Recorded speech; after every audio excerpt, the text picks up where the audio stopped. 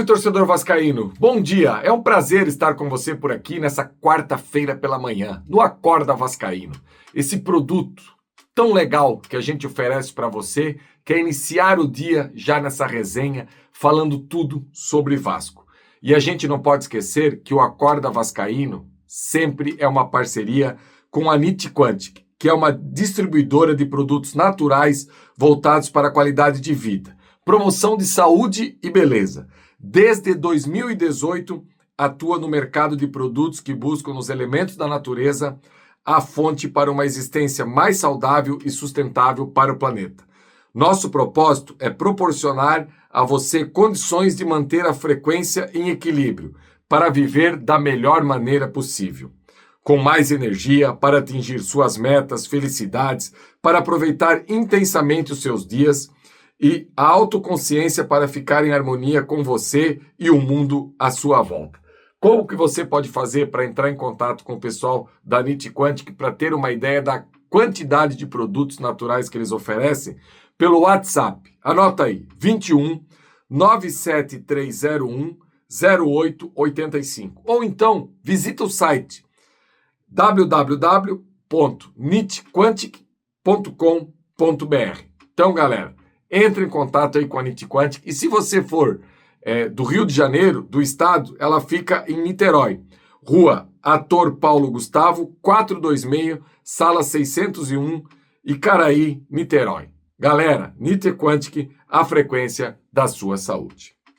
Torcedor, falando em saúde, o torcedor vascaíno precisa muito ter equilíbrio e saúde. Porque vai começar agora uma maratona de jogos absurda. Serão jogos domingo, quarta, domingo, jogos para tudo que é lado aí, entre a Sul-Americana e o Campeonato Brasileiro no primeiro momento e depois a Copa do Brasil. E por que eu coloquei no título desse Acorda hoje com o Brasileirão não se brinca? Porque a gente já teve a possibilidade de ver algumas vezes elencos bons que foram dar prioridade para as Copas e num determinado momento se complicaram no Brasileiro. Eu vou trazer dois exemplos aqui, porque eu gosto sempre de trazer parâmetro. Eu gosto de falar de coisas que já existiram, para trazer parâmetro e fazer o torcedor pensar. Quem não lembra, quando o Renato Gaúcho era técnico do Fluminense, que foi dar importância aí em 2009 para a Copa do Brasil, que depois ele disse que ia brincar no Brasileiro, e ele quase acabou caindo aí a equipe do Fluminense. Mas eu nem vou tão lá atrás para não fazer o torcedor buscar isso aí. Eu vou falar de algo que aconteceu ano passado. O super elenco do Atlético Mineiro, talvez o segundo melhor elenco do Brasil, que não para de se reforçar, ano passado foi finalista do Campeonato Brasileiro, foi finalista da Copa do Brasil, foi finalista da Libertadores da América, o principal campeonato do continente, e o torcedor lembra o que aconteceu no Brasileiro?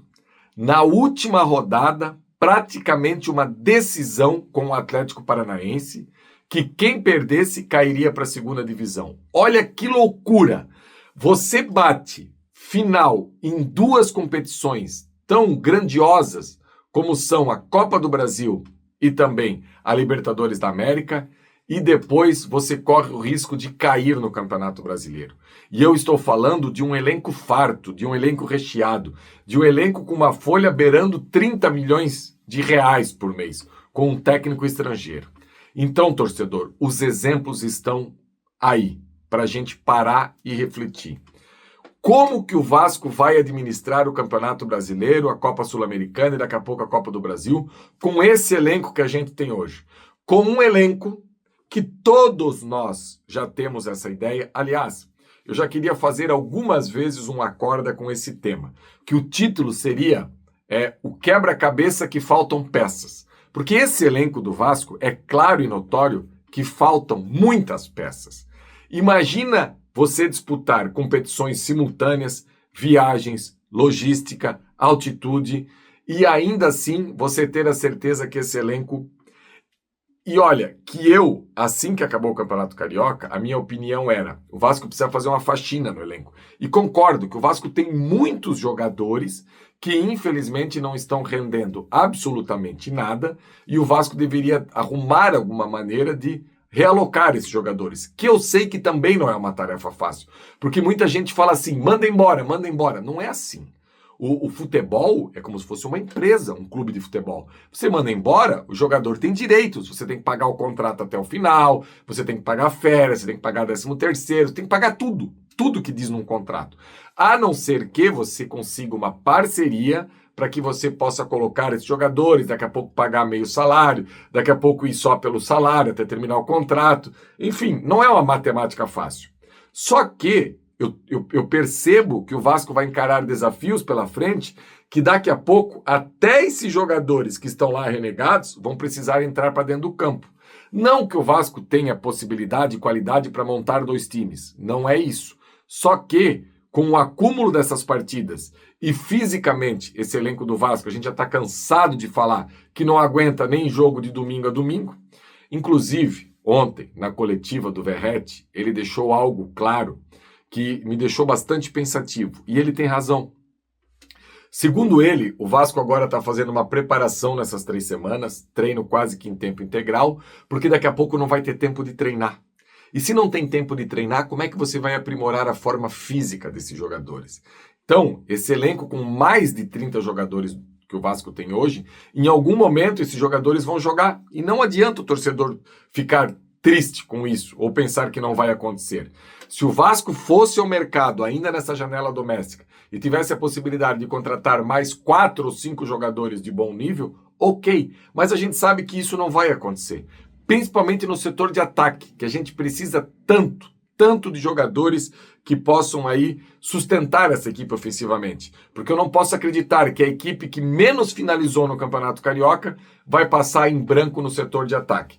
Tudo bem que a gente ainda tem o Nuno, a gente tem o Garré, tem o Lloyd, para poder observar como serão as evoluções desses jogadores aqui para frente, mas eu, torcedor, estou bastante preocupado com essa sequência de jogos que o Vasco vai ter aqui para frente. E são vários fatores. É a questão física, que a gente já está cansado de bater nessa tecla, é a questão do nosso elenco, que faltam peças.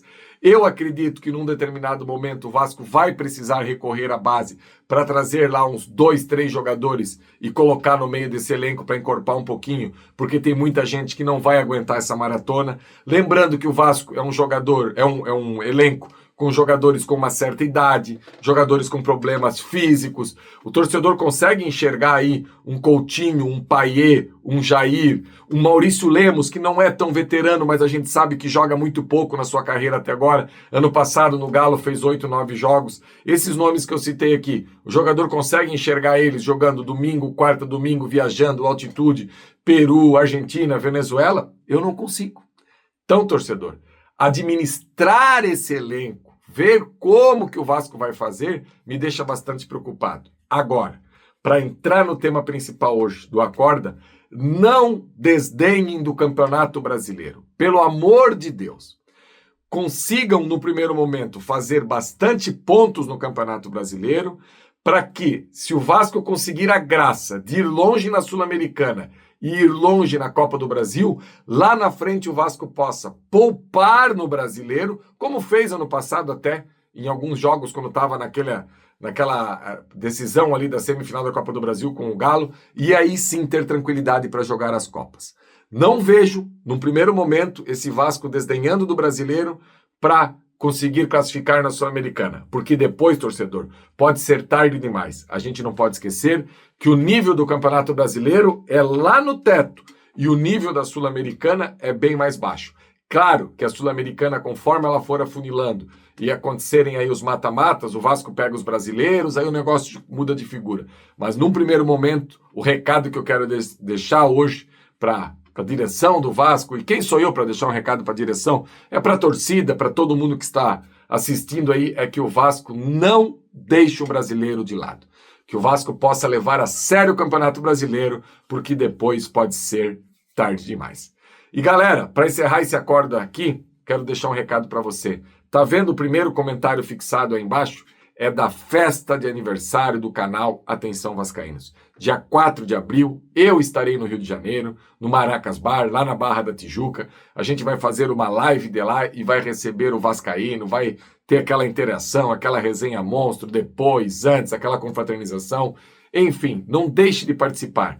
A venda é por lotes, você tem a possibilidade de comprar o primeiro lote aí num preço bem acessível. Então, no primeiro comentário fixado aí, clica, faça a sua compra, que a gente vai resenhar, se Deus quiser, dia 4 de abril. Daqui a 2 semanas e pouquinho, a gente vai estar junto lá no Rio de Janeiro.